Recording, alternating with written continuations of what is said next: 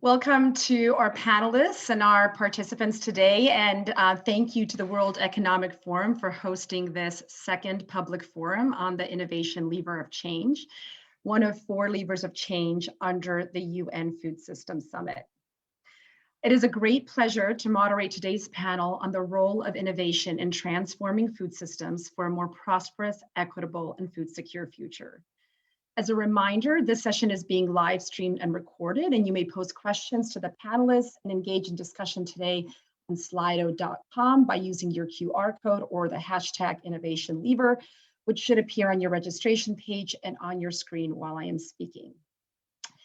Just as a few framing remarks, the UNFSS provides a unique opportunity to influence the way the world views and responds to some of our most pressing global challenges to achieving the Sustainable Development Goals.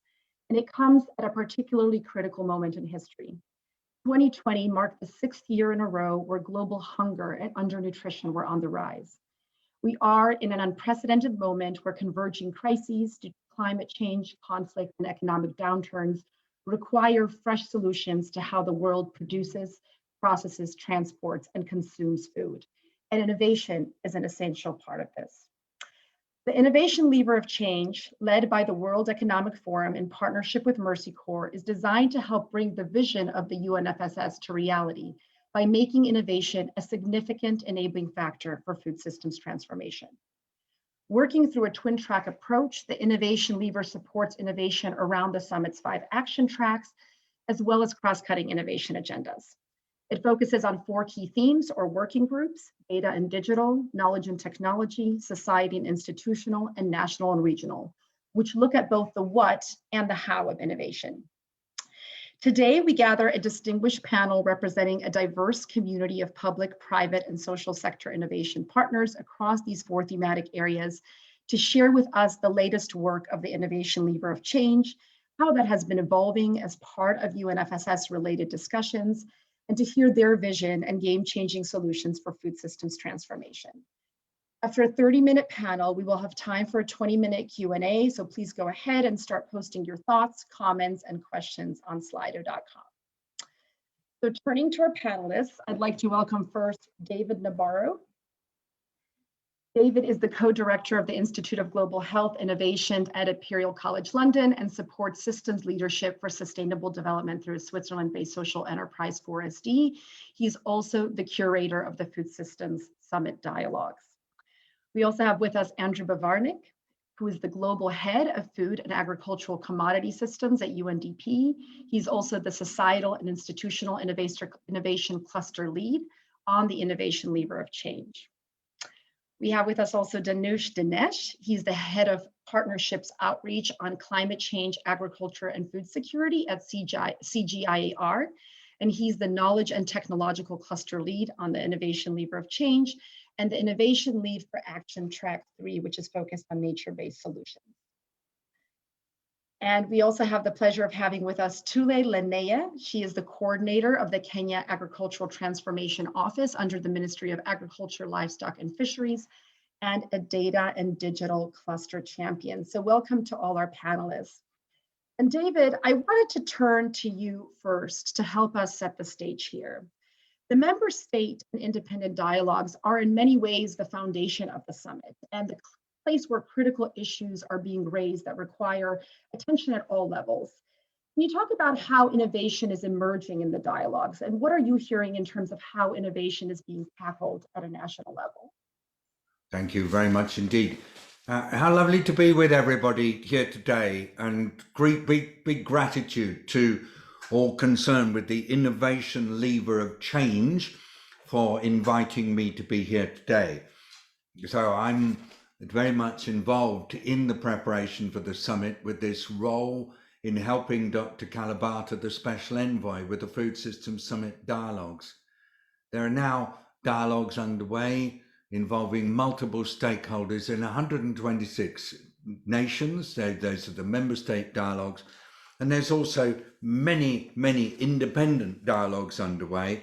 And I just say that as of the latest count, 483 have been announced, 383 have taken place, and we've got feedback from 140 independent dialogues, That means that we're likely to have well over the 1,000 independent dialogues that we were anticipating by the time of the summit. So with independent dialogues and member state dialogues, I can assure you that there's an awful lot of conversation underway, and innovation is coming in more and more. Partly it's technological innovation, ways to enable greater productivity with more efficient use of scarce resources like water or like pesticides or like fertilizer, or more efficient preservation of foods once they're produced, again through better technology, or a more efficient analysis of what's going on, particularly in aquatic areas, to improve the efficiency of aquatic food production and to, at the same time, contribute to safety and sustainability. But there's also an interest in innovation in order to actually help countries get onto the different value chains. For example, in the Pacific, they would like to access innovative technologies to improve sustainable cultivation of aquatic foods, and then also making that sustainably produced aquatic food available into global markets. So to finish, I just want to stress that we are hearing all over the world a real interest in innovation in order to enable greater engagement of different groups, innovation to enable countries to get more involved in global supply chains, and innovation to enable different actors, be they producers, processors, distributors, or retailers, to be able to contribute to sustainable and equitable food systems by 2030. Thank you very much indeed for the chance to say these few words. And I'm very, very keen during the next 50 minutes or so to be able to add if it's helpful. Back to you.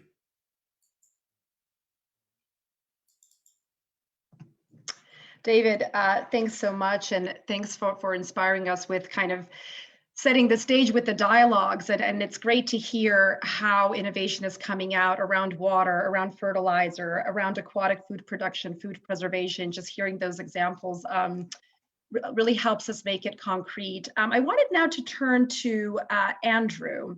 Andrew, you are the cluster lead on the societal and institutional pillar of the innovation lever. And we know that societal and institutional innovation is so essential to transforming food systems, but we know that this is often an area that is overlooked or perhaps underinvested in. Can you talk more about the importance of societal and institutional innovation to the work of the action tracks and to the food systems agenda more broadly? Yes, hi, my pleasure, Olga, and thank you, Weth, for inviting me here, and it's a pleasure to be here on this public forum to share a glimpse, at least, of what we are trying to embrace and support through the Societal and Institutional Working Group. Why it's such a pleasure to lead this group is that, for me and for many of us, innovation is needed across all of society and across the way we support all of our countries to try to change their food systems. It's not just about technology. That's often the area of innovation most people think about, technological, economic solutions. But these types of solutions, innovations, are only as effective as their degree of adoption by the users. And if we think about a food systems arena, we need the governments to be reforming policies, food companies to be adopting new supply chain measures, just as David mentioned, and of course the farmers. It's the farmers, particularly a lot of the smallholder farmers that dominate production across the world, that need to be part of these innovations. And to do that, we need connection. And it's very interesting, a quote I like to use, Albert Einstein said famously, "We cannot solve our problems with the same thinking that created them." And the food systems that we operate in were created by specific stakeholders. So no better way to bring innovation to our food systems thinking than to bring different people and different perspectives around the table.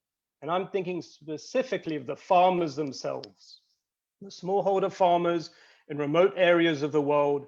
Now is the time to innovate and find a way to bring them into these discussions and help us think through ways to solve the problems we now face in the food system.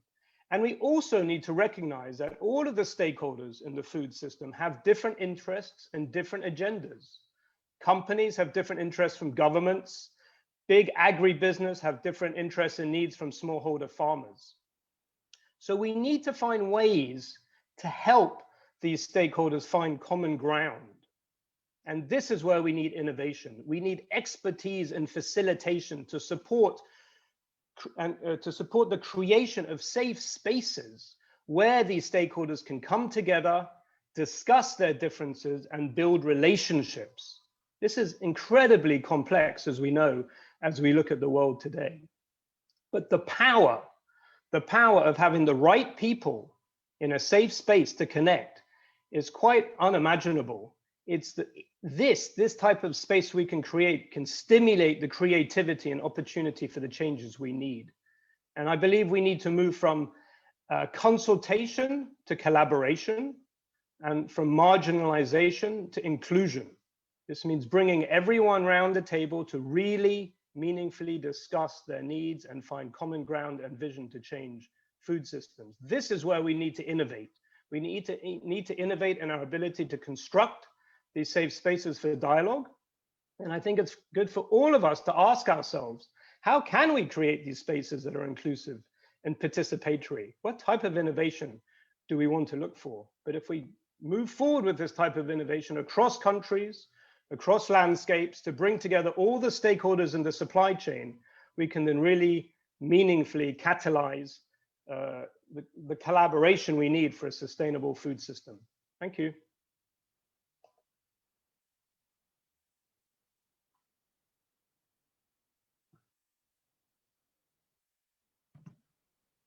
Thank you so much, Andrew. We cannot solve our problems with the same systems that created them, and we need to find space for common ground, connection, building relationships, moving from marginalization to inclusion.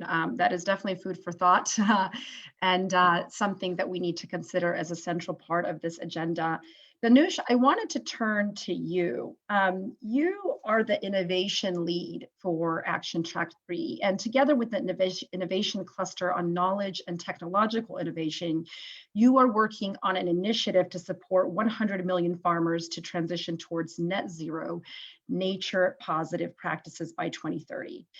Can you talk about what is needed for knowledge and technological innovation to support that transition? And just before I let you go, I wanted to remind our audience that to please post your questions and your thoughts and comments as you're hearing the panelists speak on slido.com. You can go there with the hashtag Innovation Lever or the QR code on your registration page. And Danush, over to you. Yeah, thank you, Olga. And maybe I will just take a step back, and you alluded to my two different hats. One is the hat is innovation lead for Action Track 3, and the other leading this cluster on knowledge and technology within the innovation lever. So for those of the audience who have been following the Food System Summit preparations, and Andrew talked about making links, and you also alluded to the twin track approach, Olga. So that's essentially what we're trying to do here, because there's all this work within the action tracks, and as a lever, you're trying to enable that action within action tracks. So that's a bit of background to understand how we got to the point we are at today. So within the action tracks, we had a public call for ideas for game-changing solutions, and we had hundreds of ideas being submitted to us. And as David Nabarro mentioned, and it was really nice to hear what's coming out of the Food System Summit dialogues, and similarly from the public survey also, we were getting lots of ideas around knowledge and technological innovations, which can change the game in food systems, and especially for nature and for climate change. So we looked at all of them, and our question was, how do we bring all of them together?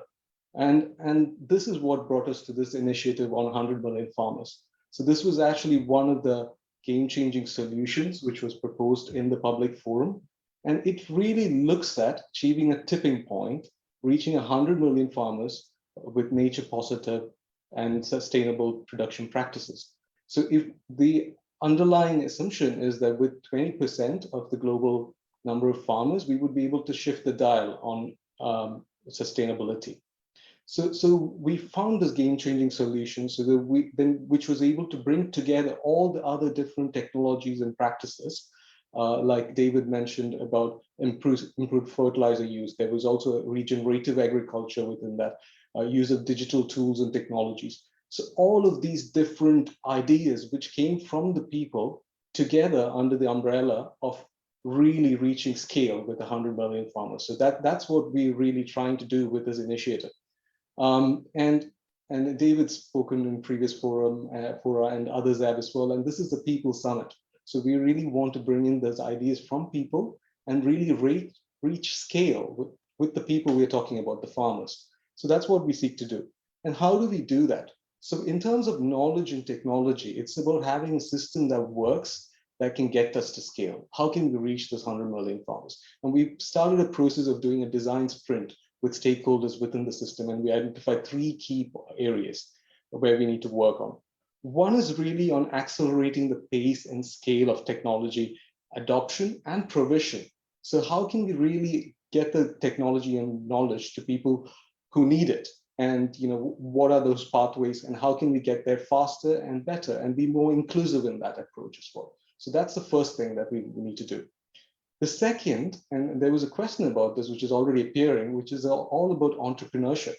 This is not going to reach 100 million farmers if we don't have a system where the knowledge and technology is used, and there are business models and there are entrepreneurs appearing. So it's about how can we get at least 10,000 entrepreneurs and business models around them, which can help get this knowledge and technology to scale.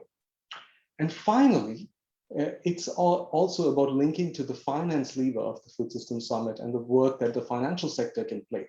So can we have a system of knowledge and technology, the networks in place, which inspires confidence amongst this group so that they are willing to unleash the finance that we need? Because unless we could connect innovation to finance, we're not going to get to scale. So these are the 3 key things that we think the knowledge and technology cluster is moving towards.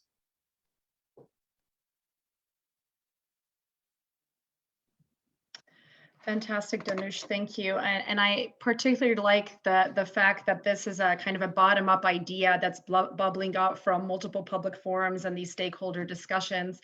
And also this idea that innovation has to come from multiple places to get to scale and reach those solutions that we're talking about. Thule, I would like to come to you. You are spearheading a pace-setting transformative initiative focused on the digitization and coordination of Kenya's agricultural sector data to achieve the country's 10-year agricultural vision and support 100% food security. That is a wonderful target. Can you talk to us briefly, or talk to us about this vision and why spurring innovation through data and digital technology could be transformational in ensuring food systems benefit all Kenyans? Thanks, Olga. And echoing a lot of what Dhanush and Andrew have said, for us, it's also a ground-up, a bottoms-up development approach. So the agriculture transformation strategy is our 10-year strategy. I just wanted to take to give some context. And as the coordinator for the Agriculture Transformation Office, is about making sure we implement, our 9 flagships across the sector in making sure that we transform it towards being more digitally enabled so that we can aggregate and collect data from our users and stakeholders, and especially our beneficiaries, to ensure that we have policies that are driven by data and not anecdotal. It's not about a feel good, it's about how we make sure that we actually impact the beneficiaries that we say we're going to impact. So, for example, we have implemented the e-voucher program, which is actually a mobile-based product. And because for us in Kenya, mobile penetration in terms of network connectivity is over 80%, and handheld device penetration is 110%, which means most people have 2 lines. And we've understood that using or leveraging the availability of those networks will reduce not only the investment required from our fiscal space, but that we encourage more players to participate because the mobile phone is now ubiquitous to our users. So when we launched the e-voucher program, for example, we saw a very slow uptake, but once people understood that it is based on USSD and not having to download an app, we found that usability increased. And so for us, you know, when we look at supporting partners or working with the private sector to implement all digital platforms or support to ensure that our farmers use it, it's about usability, right? You know, we can have a great app, but if it's too costly for our farmers to then use it, or it's not an easy fix to the work that they do on a daily basis, and you're now adding work to them, you find that you have high drop-off rates. Another way that we're definitely, like, we used data to respond to some of our challenges was during COVID. At the height of COVID, we brought in 50 stakeholders to work with us to ensure that we had the data available for our food balance sheet. And this gave us information on food availability, food pricing, so it's affordability, and food accessibility, so that we could intervene as government to ensure that it was an enabling environment to allow for all our partners, especially digital platform service providers, accessing markets. We only knew that markets were open because of the digital partners that we were working with.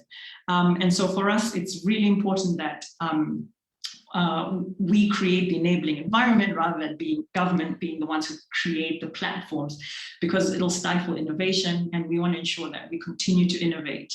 And then the last example I also wanted to give was on what we're currently calling Kuza Biashara or Kuzabot. It's a digital extension product which we piloted recently with the support of AGRA, the World Bank, and some work with IFAD. Where we're looking at how do we ensure that the youth get more involved in agriculture. They may not be our primary producers, but they need to participate in the value chain, some part of the supply chain. And we found that creating an agency model where they provide extension work or last mile service, they become the agents for our climate insurance product. They also become an agent for our participating financial institutions. We're still working out the modalities of that because, of course, banks have their requirements of how they do their KYCs and credit checks.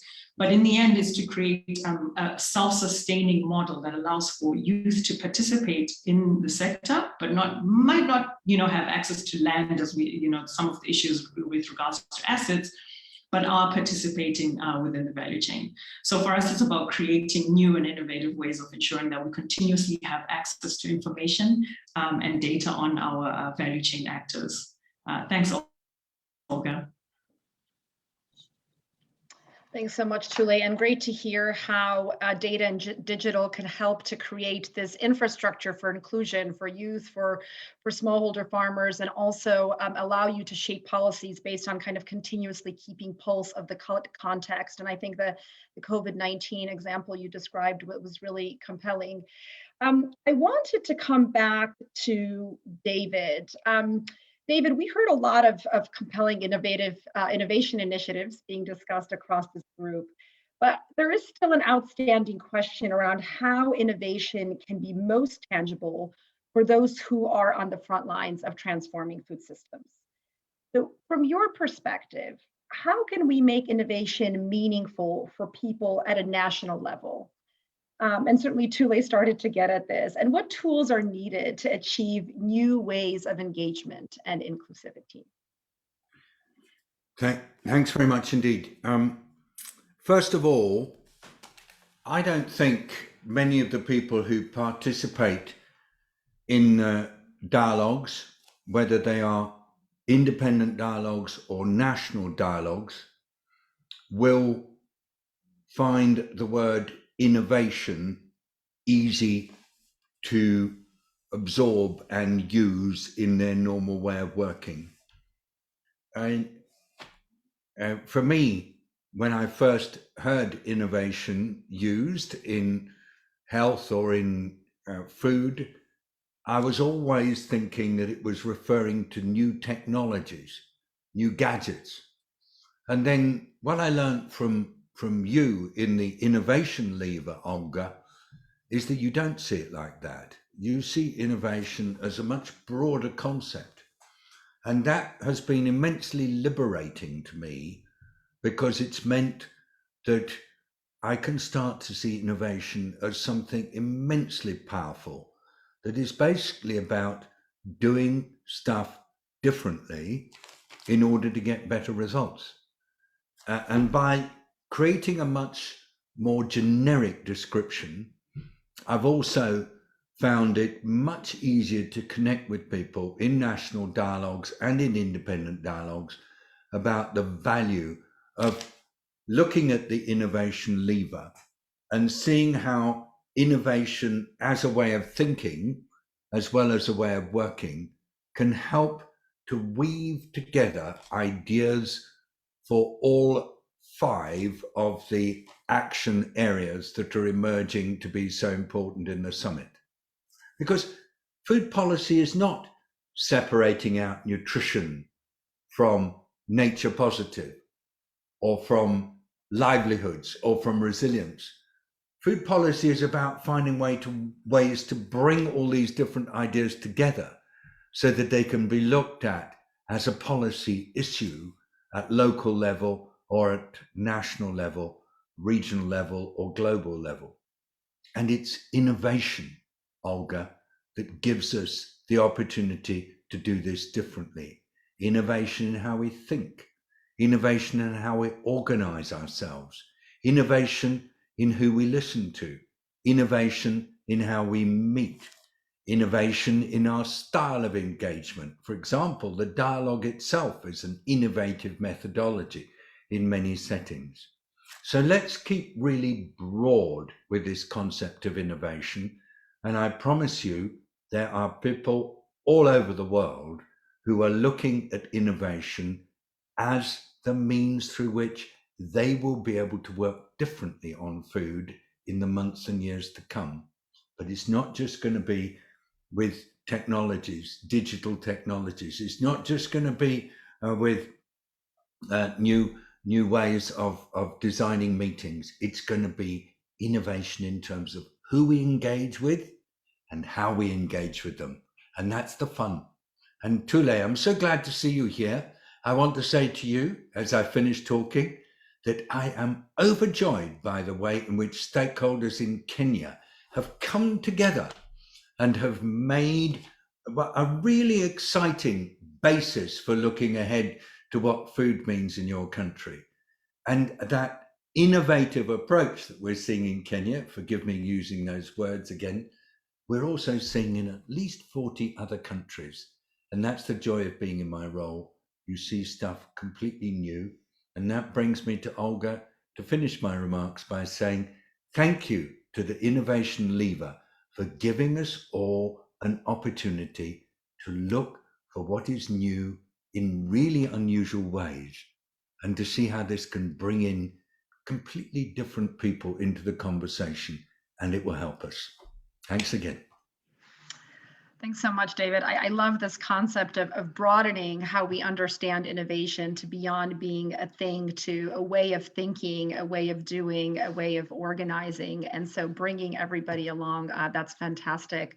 And since you called out Tule, I will go to her next. Kind of Tule, continuing on this thread of ensuring innovation is tangible and practical and accessible. And you started talking a little bit about it in your earlier remarks, but how can we move from kind of data integration, optimizing digitization, to greater uptake and use of data across all food systems actors, whether they're smallholder farmers or wholesalers, consumers, young people, so that we can really ensure our food systems are more inclusive and efficient and resilient?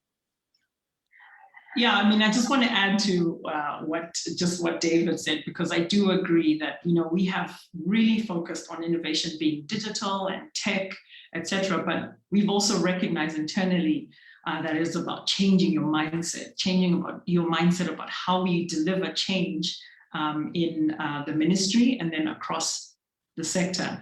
So for us, you know, like I mentioned earlier, the mobile phone is ubiquitous. I mean, this is the birthplace of M-Pesa, or mobile banking, right? And so for us, what we've done is just embracing that if you use mobile platforms, we can then increase availability and accessibility, as well as the data aggregation and collection. Our sector, as the agriculture sector, is what we call devolved. So now as national ministry, we have to work much closer with our county counterparts. And so we've recognized that we need to ensure that there's capacity and availability of hardware and understanding of data and information driven ways of thinking as just your business as usual. This is not okay, so we'll just do this for the policy team. It is for everyone who's designing programs, who wants to have impact, who wants to actually have an effect on any part of the value chain. We need to understand, for example, when we looked at the issue of our potato farmers, right now they have high losses. How do you then mitigate those losses without knowing the numbers, without knowing where those farmers are, how many they are, what the volume of loss is, and how we then intervene to ensure that we have we can respond to their cold chain requirements, for example, who their market offtake is going to be, what type of volume is required to make sure that they can effectively meet the market requirements. And as we're always saying internally now, we are driving the sector to become more commercially focused, rather than moving our farmers from being subsistence and remaining in the subsistence, but now to become market entrants. How do we ensure that so that we can mitigate us continuously having to give them a helping hand, right? How do you create the enabling environment? And for us, that's through data. And it may not be specifically digital for the ministry, but certainly for the value chain actors, it requires them to be able to connect more effectively with their producers. Great too. I really like this notion of how data and digital allow us to respond to very specific needs and experiences of farmers, so we can that's one way of motivating their participation in the system if they're seeing the benefits, and ensuring their connection to markets as well. Danush, coming back to you on the same question of tangible outcomes, but from a slightly different angle. You have very clear goals and clear objectives related to 100 million farmers transitioning to net zero production, nature positive production. How will we know if the knowledge and technology solutions to support farmer transitions are reaching their goal and achieving success for nature and people? How can we track this? Thanks, Olga. I'll make an attempt, but I just wanted to comment also on something David mentioned, and the question, the Slido is overflowing. I see lots of comments, and which something really resonated, which David mentioned, was we're bringing ideas together, bringing people together towards an end of sustainability and better livelihoods and ending hunger. So that's what we are after here. And there was a comment about breaking silos. And even when we're talking about knowledge and technology, it's all about bringing these ideas together towards that ambitious goal of 100 million farmers that we want to reach, to get that transformation in food systems. So that's why we are ambitious, and trying to reach that ambition, we're bringing together ideas from across different silos and breaking these silos. So that's really important. And what we want to do is achieve that goal. So the question that you had specifically is, how do we know we are achieving that goal? How do we measure that? Because that's equally important. We have at the summit a big ambitious announcement, but how do we follow through on that? So I think there are three key areas that we need to focus on in terms of knowledge and technology, and how that can enable us to measure that progress. So firstly, it's around people. So are we reaching the right people? So some of the points that Thule mentioned as well, who are we reaching? Are they the right people? I mean, and one point which hasn't come up enough is around inclusion in terms of gender, diversity. Are we reaching those right farmers and right stakeholders in this transition? So how can we measure and manage that? So that's one key area for the knowledge and technology agenda. The other is for nature. So in terms of halting nature loss, tackling biodiversity, enhancing biodiversity, how do we measure that? What are the protocols? Where do we apply? And how do we aggregate that at the global scale? And finally, and this is the field that I come from, is on the climate benefits. So really quantifying the benefits for greenhouse gas mitigation and adaptation to climate change as well. A quarter of all greenhouse gas emissions comes from food systems. And if we are talking about 100 million farmers shifting to more sustainable pathways, how do we measure that? And traditionally, measurement of greenhouse gas mitigation has been a huge challenge. Costs have been high, validation has been expensive. So how do we manage that? And we see a lot of innovations in this space, use of satellite based monitoring. And how can we apply all of that to measure that progress we are making in terms of climate change mitigation, as well as adaptation as well? Great, Danush. So breaking it down, measuring inclusion, which is certainly possible, measuring nature loss or productivity through biodiversity, and then looking at the climate benefits. That's fantastic. So Andrew, coming to you for the final question before we open it up to Q&A. Can you talk about how do we know if societal and institutional innovation is catching on and working? And building off of what Danush was talking about. And how do you envision taking forward innovation in food systems following the summit? Great, thank you. And it's a pleasure to hear all the speakers. And I think what I'll talk about builds a lot on all of our aspirations, particularly as we look now post-summit. Because as we all know, the summit is coming up very quickly. And before we know it, September has come and gone. But so much important, exciting efforts have been going on as part of this summit. And, as David said now, 126 member states have initiated and organized food system dialogues, many headed towards developing food system pathways with David's help and with this amazing leadership from all of these governments. And so what interests us most, I think, is how can we continue supporting these dialogues? As I mentioned earlier, we see the need for innovation around multi-stakeholder collaboration, creating these safe spaces. And I think these dialogues and pathways are exactly the right mechanisms on which we can build. And we can build in inclusion and collaboration of the stakeholders across the food systems into these dialogues. But, sorry, can someone go on mute, please? Hearing some typing. So just to say that, we've been working at UNDP for over a decade now on trying to support these types of multi-stakeholder dialogues at country level. And we've learned, perhaps quite obviously, that it takes years to help develop relationships between stakeholders and to support this space for collaboration between stakeholders. What we're seeing here this year is an amazing start, but it's just the start. If we really want to overcome conflict and different interests between stakeholders at a country level, at a local level, at an international level, we really need to have our eye on 2030 and what can we be doing to continue all of this work and innovation around collaboration for these dialogues over the next decade. Another quote I quite like is, "Progress moves at the pace of trust." And therefore we need to continue to support this trust building and innovate about how we can do that.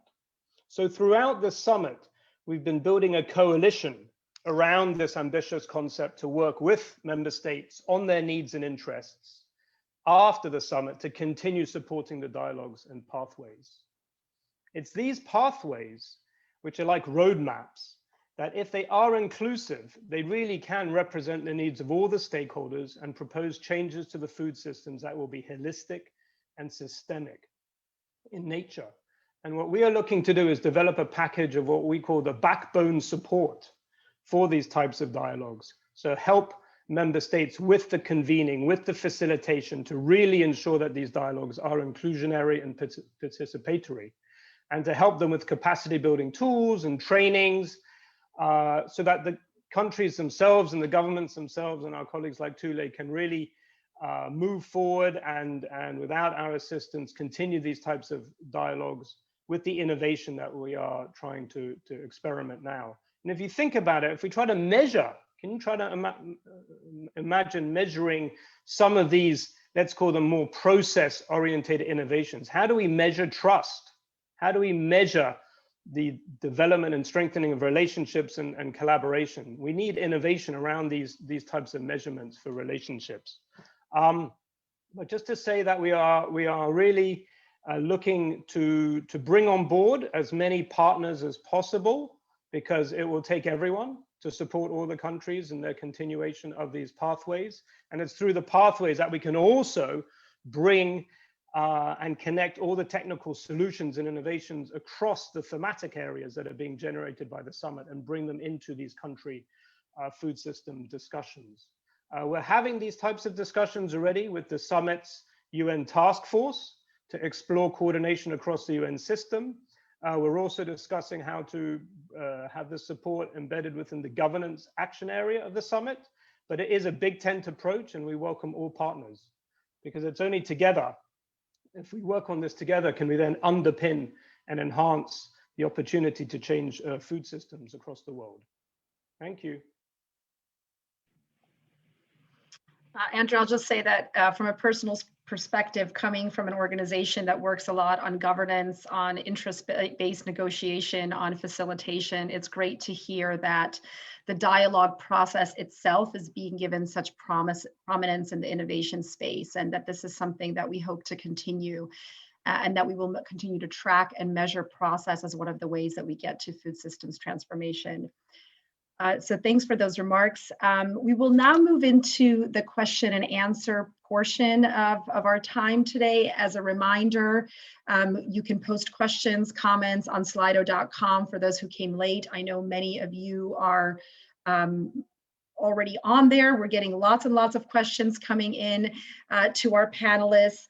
I'm going to start with a question that perhaps, David, you can tackle, and then maybe Tule. We know that innovation needs funding at development, implementation, and scaling levels. So we need it at multiple levels. Can you talk about how you see innovation connected to funding streams beyond kind of what is happening now? Where will the money flow from? Thanks a lot. Well, this is really what I would like to put to everybody here. Innovation is at the front end of everything that's exciting in food systems. We will need together to establish innovative ways of thinking, innovative ways of working, innovative ways of collaborating, innovative ways of leading, and innovative ways of financing, because the challenge of food systems requires a very different form of implementation from what I think has been the practice so far. Quite simply, Olga, so much of what's tended to happen in support for others as they're trying to move forward has focused on identifying a single activity and trying to implement it at great intensity in order to get a shift in large scale of what is happening. Now, I'm not sure that that is necessarily the kind of approach that will be needed to help food systems move to where they have to be by 2030. Indeed, the likely requirement is a more sophisticated intervention that's not taking one activity and pushing it really hard, because in systems work, if you do that, what you end up with is a whole load of unexpected outcomes that you then have to deal with. So instead, the innovation is to do a systems intervention where you're working on multiple different issues simultaneously, presenting them as different elements of a systems intervention and making sure that that's done for long enough and in a really sensitive way so that it responds to local political and other needs. Because in systems work, you always have to adapt your intervention to the environment within which it's being done. You can't assume that the system is the same wherever you're working. So we will need to find a way to establish an approach to financing which can take account of the reality that the systems that are changing will feel very different in different locations. Are we able to do that? I hope so.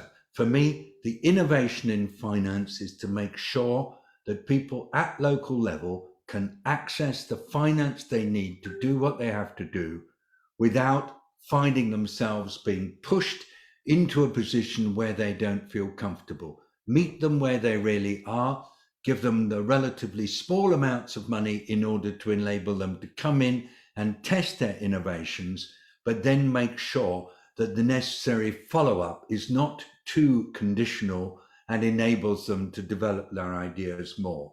It's a kind of reverse of standard financing where everything is narrowed and made very, very restricted. No, keep broad, keep open, support people to experiment, and most of all, remember that innovation is startup work.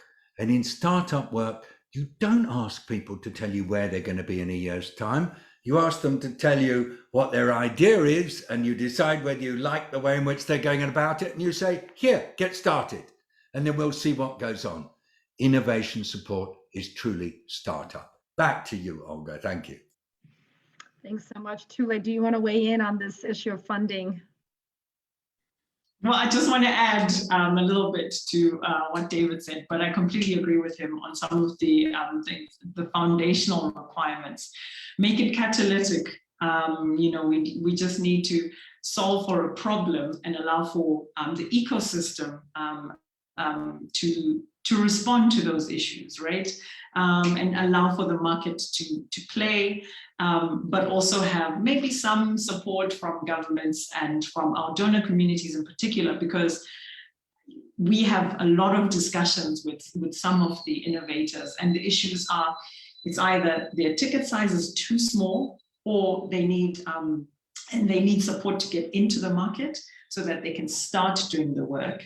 And then where is it that we then support if they require scaling up? I think the issues of, we're not short of ideas. I don't think we're short of tech developers or ag tech or even innovators in the ecosystem. It's how do we ensure that we provide that catalytic funding and then allow for the market to support.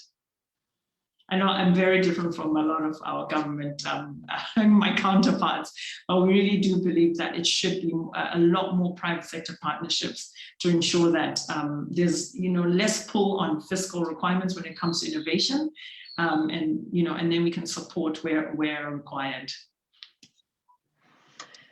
Great, Thule. And now a question to perhaps Danush and Andrew. You both talked about kind of broad inclusive processes. Can you talk a little bit more about how you see involving youth towards building food systems for the future in some of the processes that you've discussed?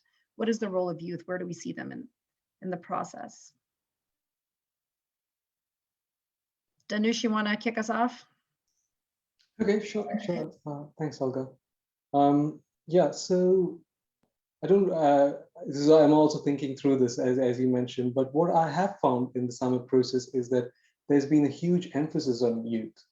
With each, even at the action track level, there is an emphasis on youth leadership within the action tracks. There's a youth advisory group, and David's been the one who's been telling, I mean, we've done several food system summit dialogues, and he's always emphasized on the role that young people should have as a voice in that process. So as far as what I'm seeing, certainly there is youth inclusion and empowerment in the summit related processes. And I think that's crucial, because when we are talking about farms and farming in the future, it's really the youth who have to drive the way forward. So I see that. And then coming back to the work of the innovation lever and how that interacts with young people, and to a great part, and this relates to this whole work around making farming more attractive for young people. We are seeing from our work that more and more people are leaving rural livelihoods and want to migrate towards cities or other countries, and there is this issue, and that is because farming is not an attractive option. Even when in some cases they might be attractive economically, it's still not culturally very attractive. You know, you don't get that status in society in some countries. So I don't want to make it a uniform comment, but really the focus is on how can we make agriculture and food related work cool again for young people. And that's where innovation comes in. Andrew, over to you. Thank you. Yeah, I think it's a good example of we need to continually be thinking, how do we strengthen the voice of different groups, in this case, youth, in these dialogues or pathways, so that youth are part of co-creating the future of their food system in their countries. And so when we think about these dialogues, they are not usually, let's say, open to the public. They're not a public forum. They are a place where you have representatives of the different stakeholders. So from the different ministries, the different companies, private sector, you have farmer producer groups who will be represented in the dialogue. So for me, I think what's important is to be helping youth to organize themselves and be able to represent themselves. And so we talk about youth leadership. So the representation of youth are at that table and can be invited and included into these dialogues so that their needs, which are much longer term, are taken into account. And it's actually that long-term thinking that is absolutely essential to help us with this systems change and to improve these food systems. So they are not just welcome, I think they're essential at the table, but we need the right mechanisms to bring them to the table, which I think the governments and the dialogue organizers can help with, but it also obviously requires that organization within the youth themselves to be able to have representation at the table. Thanks, Andrew. And we have just time for one more very quick question for Tule. I found this one particularly compelling. And Tule, if you can take just 1 minute to answer it, because we have to wrap up. Someone asks, you know, breaking down silos is key, but I'm curious to hear more about how a country's digitization strategy could link to reforms in law and policy that are necessary across various sectors. How can those sectors coordinate? Can you just give us a really quick answer, and then we'll hand it over for some closing remarks. Okay, sure, Olga. Quick answer, have an agriculture transformation office with a mandate for collaboration. Look, for us, it's about it's a mind shift, as something that David mentioned earlier. It's an internal mind shift, and having the leadership that encourages collaboration. If you continue in the siloed way, you know, you don't change. You know, the only place we change is where you're uncomfortable, and we have found that, especially for Kenya with the fiscal tightening, it's really pushed the one government approach and pushing for all the ministries and MDAs, or ministries and departments and agencies, to work together to figure out how do we make digitization and how do we make data core to how we operate. So I hope that's 1 minute for you, Olga. Wonderful. No, it's very inspirational to hear about Kenya's one government approach and setting up these kind of structures that really force that cross-ministerial collaboration. Well, this has been an illuminating discussion on how innovation can play a role in transforming food systems. And I wanted to thank the World Economic Forum and the distinguished speakers here today for sharing their vision and your work with us, and to all of you online. And I just want to hand it over to Sean DeClean for some closing remarks. Sean, over to you.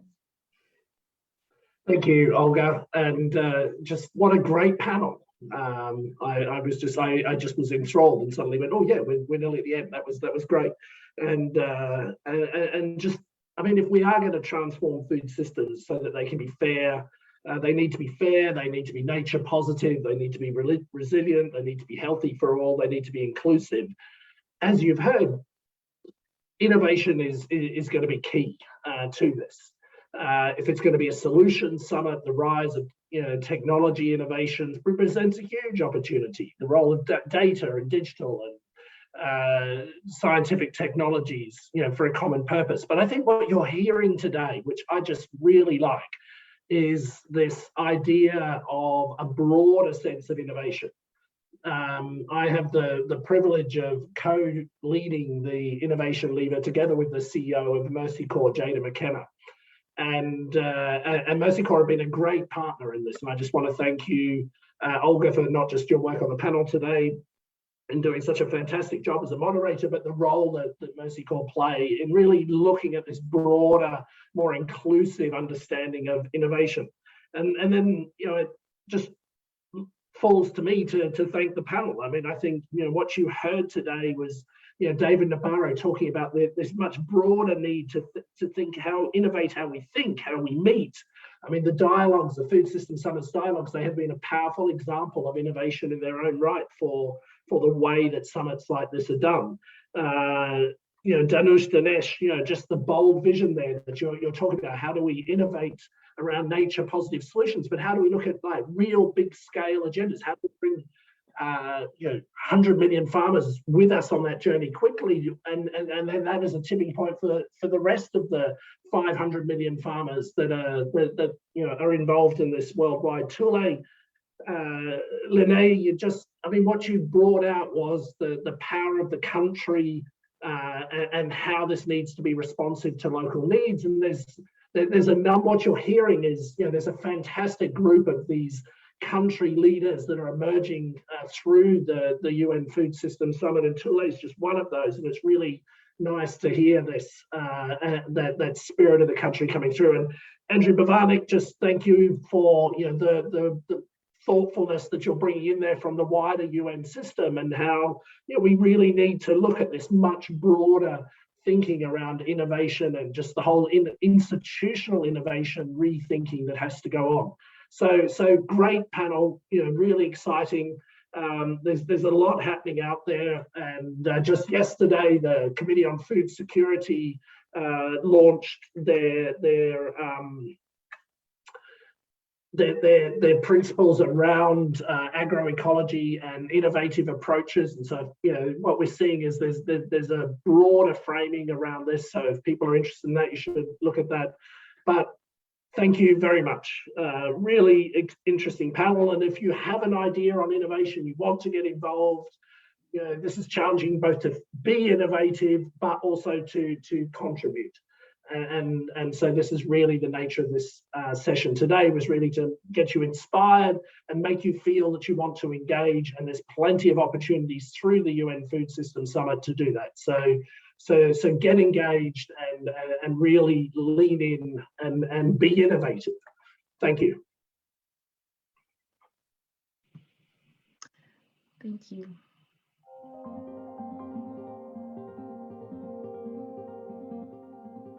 Thanks, Sean and everyone, and we will now close the session.